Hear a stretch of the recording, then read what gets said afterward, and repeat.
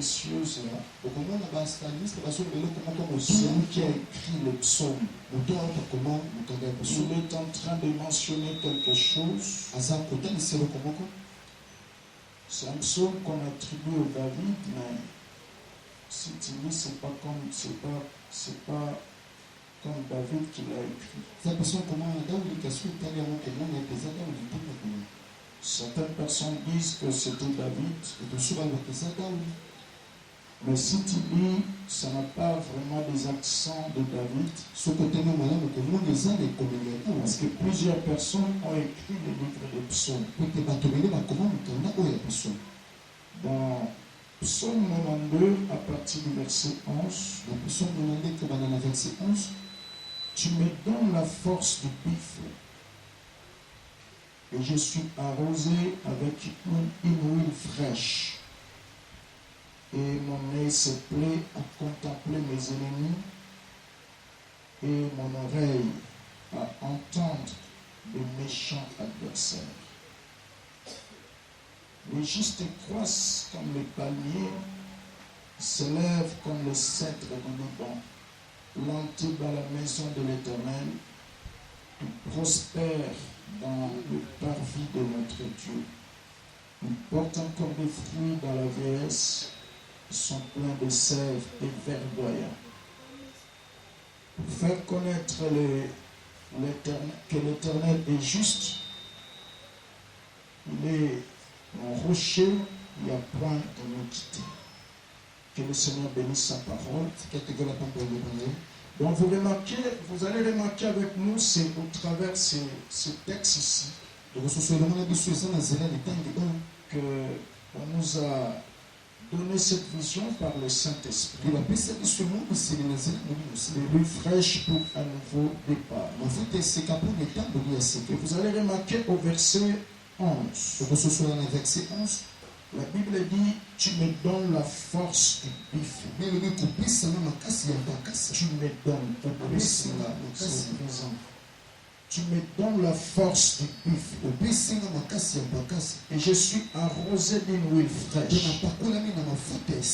Juste à partir de ce verset, vous pouvez facilement détecter ou comprendre la première raison pour laquelle le Saint-Esprit ou l'onction du Saint-Esprit nous est donnée.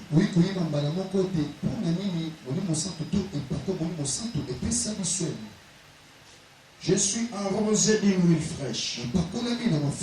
Et ça me donne la force du buffle. Buffle, c'est un bœuf sauvage. Zambombe à Zamba. Amen. C'est un bœuf sauvage. Or, le bœuf dans la Bible, c'est l'image de serviteur. Amen. Donc, quand nous recevons l'huile du Saint-Esprit, ça ne nous fait pas de chef pour dominer sur les autres.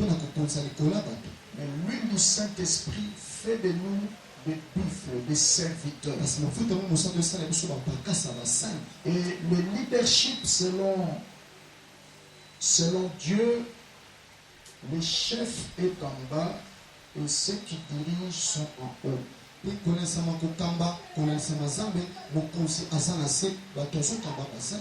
Amen.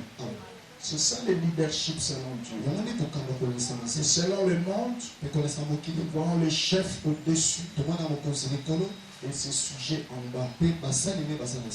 Donc celui qui a reçu l'onction du Saint-Esprit, il doit manifester l'attitude d'un service. Amen. Amen.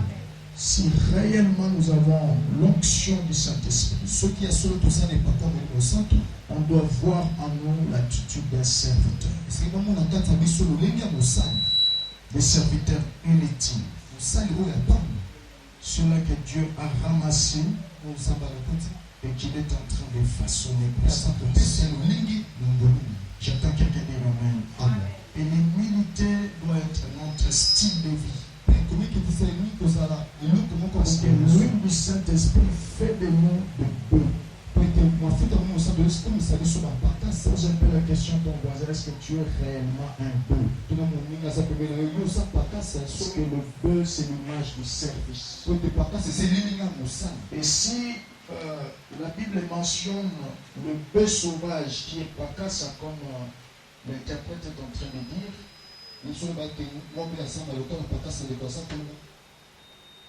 c'est-à-dire que l'onction du Saint-Esprit nous donne la force de servir. Plus Dieu déversera l'onction sur toi, plus tu auras la force de servir. Amen. Très important. Moins tu recevras l'onction du Saint-Esprit, moins tu auras la force de servir. Vous qui est au frère, sois seulement connecté avec mon esprit. Tu dois bien interpréter. Moi, je ne crie pas. L'onction du Saint-Esprit.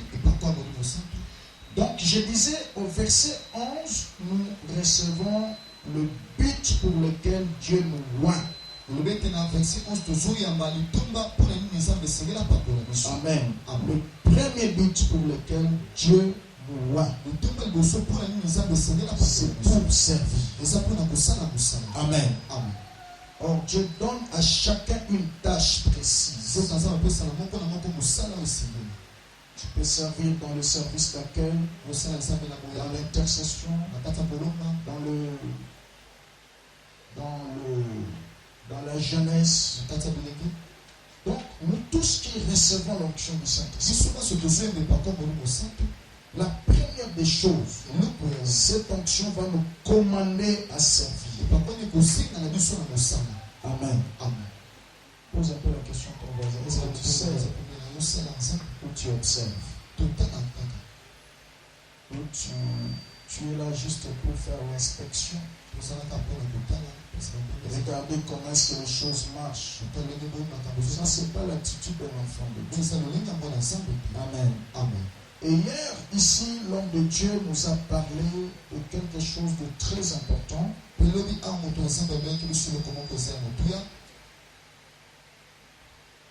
C'était l'intimité. Comment développer l'intimité avec le Saint-Esprit. Et il a mentionné deux textes. C'était Jean chapitre 15, verset 15. Et Luc chapitre 12, verset 4. C'est là qu'il a commencé à dire que l'intimité, ce n'est pas un problème des païens, c'est d'abord un problème des chrétiens, des enfants de Dieu. Et il a mentionné quelque chose en disant que l'intimité commence et ça se développe. Ça doit commencer et ça doit se développer. Et comment est-ce que ça va commencer? C'est lorsque tu reçois Jésus. Viens dans ta vie. Il est devenu ton sauveur et ton Seigneur. Vous commencez l'intimité avec lui. Mais tu ne dois pas t'arrêter par là. Il faut que ça se développe. L'intimité se développe, il a mentionné, il a dit, par plusieurs contacts. Amen. Tu es devenu enfant de Dieu, tu ne viens pas à l'église, tu ne sers pas Dieu, soit tu viens de manière intempestive. Tu ne sauras pas développer l'intimité. C'est comme dans toute relation humaine. Amen. Dieu t'a mis en contact avec quelqu'un. Vous ne vous fréquentez pas. Vous ne vous.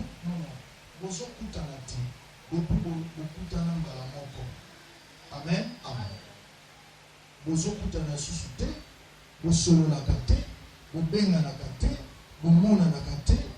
Je crois que votre intimité, vous allez juste vous limiter au niveau des relations, des connaissances.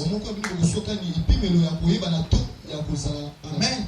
Mais l'intimité ne va pas s'approfondir. Pourquoi? Parce qu'il n'y a pas de fréquentation. des contacts. C'est là qu'il était en train de mentionner. En tant qu'enfant de Dieu, nous avons multiplié des contacts avec Dieu. Ne viens pas seulement à l'église pour un séminaire. Non, il faut venir de temps en temps. Chez nous ici, il n'y a pas un culte ordinaire. Amen. Chaque jour, nous célébrons un culte à l'honneur de Dieu. Nous croyons que Dieu agit chaque jour ici. Nous devons toujours être là. En multipliant des contacts, l'intimité va se développer. Mais n'oubliez pas que l'intimité a aussi des exigences. Parce que tu es mis en relation avec quelqu'un. Pour que votre relation demeure et s'approfondisse, il faudra respecter des limites. Il y a des choses que l'autre ne veut pas. Il y a aussi des choses que toi tu n'aimes pas. Chacun doit respecter des limites. C'est alors que l'intimité va se développer. Mais c'est dans une relation où tu ne fais que faire des choses que l'autre ne veut pas. Alors vous allez vous casser, soit l'intimité ne va pas se développer. Il faut qu'il y ait respect des limites. Très très important. L'intimité doit commencer et ça doit se développer. Et c'est ça le souci de Dieu. Dieu ne veut pas que tu te limites seulement au niveau du baptême d'eau et c'est fini. Voilà pourquoi ici nous avons des classes des affermissements. C'est que le docteur Patrick donne ici chaque dimanche. Dans les affermissements, ça va vous aider à développer votre relation jusqu'à devenir intime de Dieu. Amen. C'est très important. Très très important. Désirer la présence de Dieu de temps en temps, ça va permettre que votre intimité se développe. Alléluia. Aujourd'hui, nous prenons un point. Toujours dans l'huile fraîche pour un nouveau départ, soit un des bénéfices que l'intimité peut nous produire, ou quelque chose qu'on doit remarquer dans la vie d'une personne qui vit en intimité avec Dieu. C'est ce que nous voulons voir tout à l'heure. La chose qu'on doit remarquer dans la vie d'une personne qui vit en intimité avec le Saint-Esprit, c'est le respect des directions divines. Amen. Voilà pourquoi le sous-thème de ce soir, c'est la direction du Saint-Esprit et ses bénéfices. Nous voulons voir la direction du Saint-Esprit et ses bénéfices. Donc une personne qui vit en intimité avec le Saint-Esprit, le Saint-Esprit va les diriger. On va aujourd'hui dans les hôpitaux poser des questions pour ceux-là qui sont malades. Mais ils n'arrivent pas à se relever.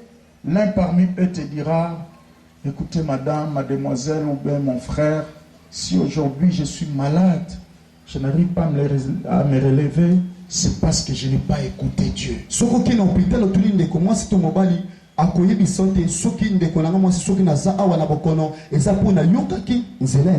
tu vas aussi dans des prisons, parce que j'ai exercé ce ministère au début de ma foi, je partais dans des prisons, dans des hôpitaux, aller prêcher la bonne nouvelle sans qu'on puisse me pousser.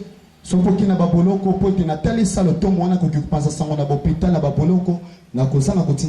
je l'ai mentionné à mon introduction, que lorsque l'onction du Saint-Esprit descend sur une personne, ça te donne la force du buffle. Ça veut dire que tu deviens d'office serviteur. Et ça va te briser jusqu'à servir. À servir pour rien. Sans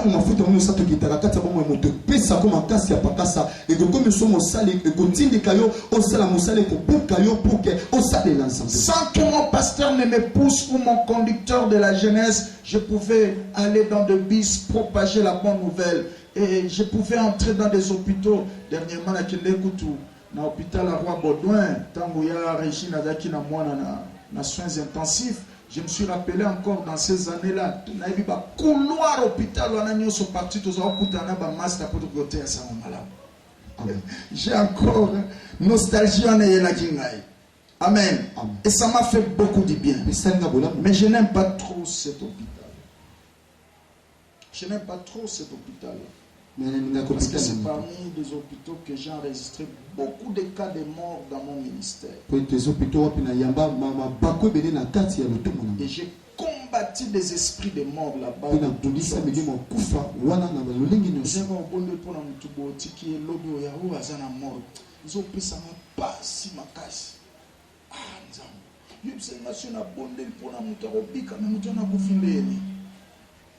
Amen. Amen. J'étais vraiment frustré dans cet hôpital. Amen. Amen. Alors, je disais que il y a des choses qu'on doit remarquer. Celui qui fait ces constats, c'est le roi Salomon. C'est lui qui a écrit ce texte d'Ecclésiaste. Il fait un constat amer. Il dit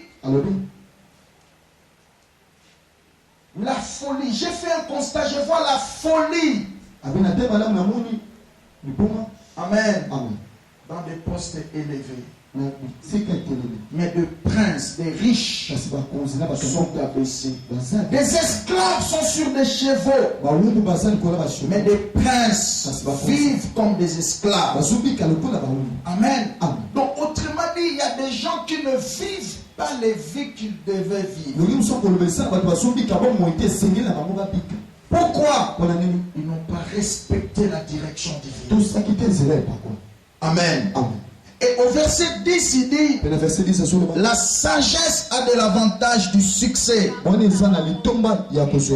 mot araméen qui est derrière la sagesse ici, c'est la direction, l'orientation. Amen. Quand la Bible dit la sagesse a de l'avantage du succès, ça veut dire tout simplement celui qui reçoit l'instruction, qui reçoit la direction divine, a de l'avantage du succès. Autrement dit, il ira de l'avant. Et si tu lis dans Ésaïe 51, verset 1 à 2, Dieu est en train de mentionner quelque chose là-bas. Ésaïe 51, 1 à 2. Dieu parlant à Israël, il dit ceci: ayez vos regards tournés vers le rocher d'où vous aviez été tirés.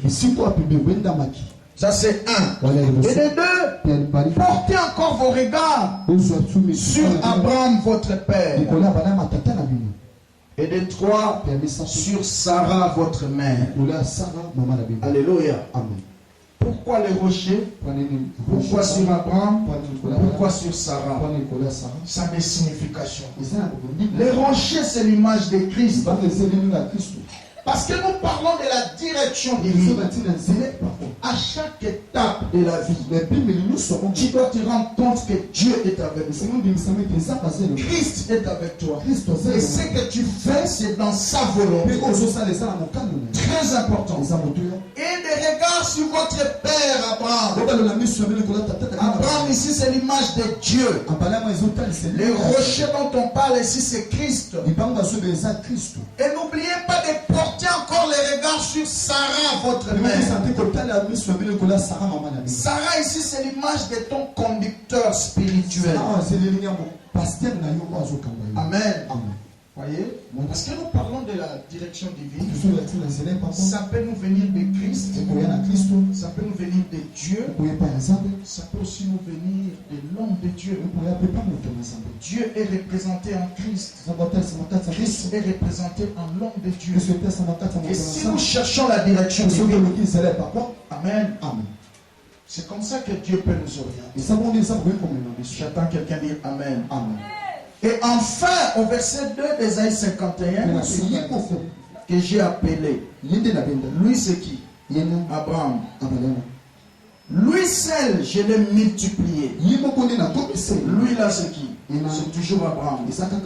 Lui seul, je l'ai béni. Lui là c'est qui? C'est Abraham. Amen. C'est lui la source.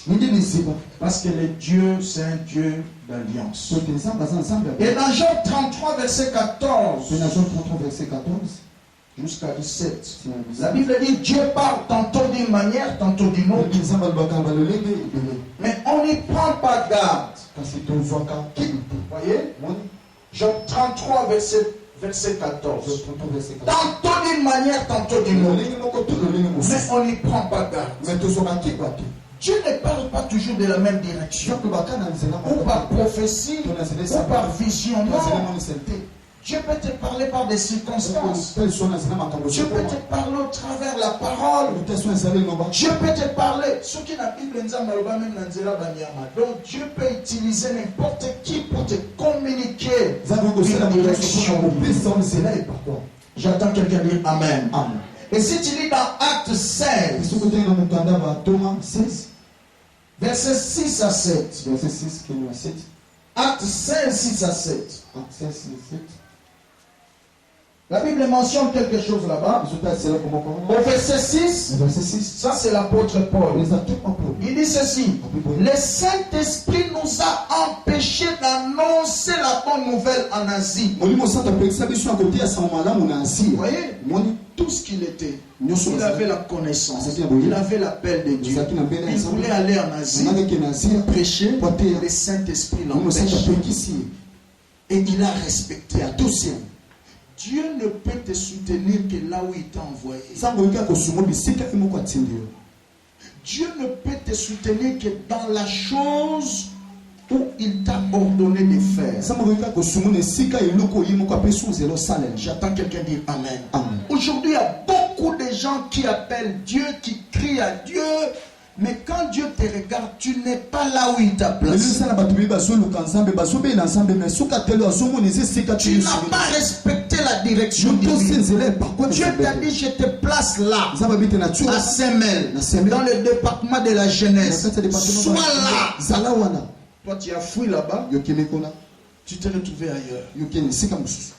Et là, tu vas crier Dieu. Si là où tu es, on prie le même Dieu que nous prions.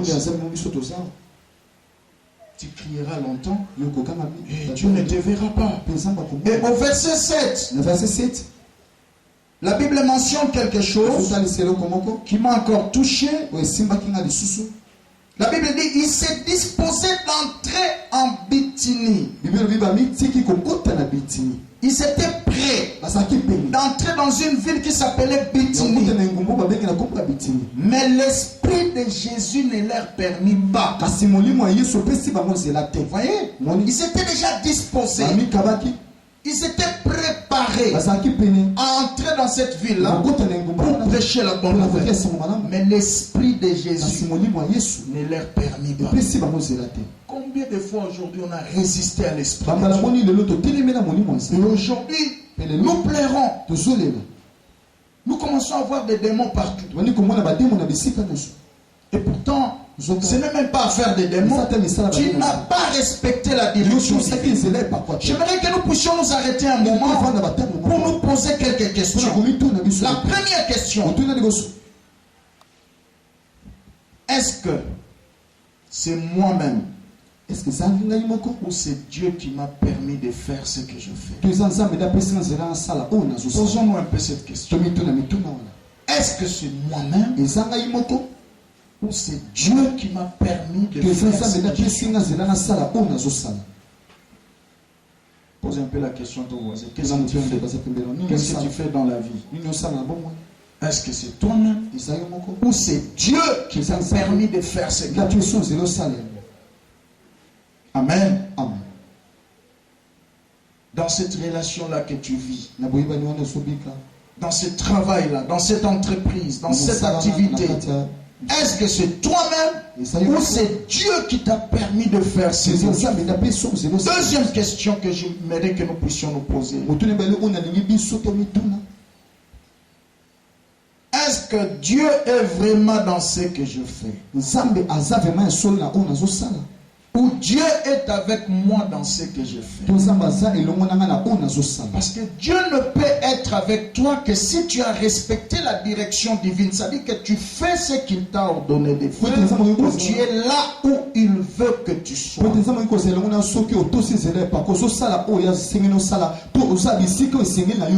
Amen. Très important.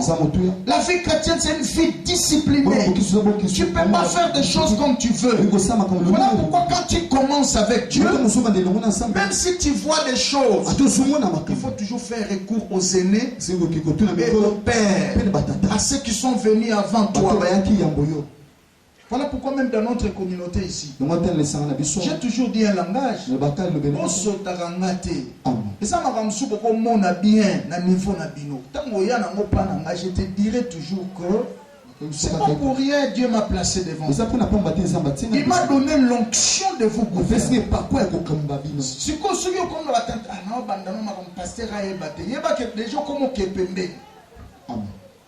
et résultat, la frustration. Amen. Pourquoi même Dieu ne sera pas content de toi. J'entends quelqu'un dire amen très bien. Amen. Le respect des directions divines. Tu verras des hommes comme David. Ils savaient s'arrêter et écouter Dieu. Si tu lis dans 1 Samuel 30, verset 1 à 6, et le verset 8, 1 Samuel 30, la Bible dit ceci. À un certain moment, David fuyant Saoul, il s'est retrouvé dans une ville de Cyclade. Et ils ont laissé leurs femmes, leurs enfants. Ils sont allés dans une expédition militaire. Ils sont allés combattre les Philistins. Après leur départ, les Philistins sont venus. Ils ont pris leurs femmes, leurs enfants, leurs biens, tout ça. Ils sont partis avec. David est arrivé avec ses soldats. Les femmes sont parties, les enfants sont partis, et les biens sont partis. La Bible dit tous ceux qui étaient dans l'entourage de David, ils lui ont menacé de les lapider. Il dit si nous avons perdu nos frères, nous avons perdu nos enfants et nos femmes, ainsi que nos biens, c'est grâce à toi. Dis à ton voisin, c'est ça le monde. Quand tout marche, quand ça ne marche pas, c'est toi le fautif. C'est ça le monde. La Bible dit ils ont pleuré les femmes jusqu'au point qu'ils n'avaient plus le désir de pleurer. À un certain moment, David s'est dit je dois me fortifier à l'Éternel.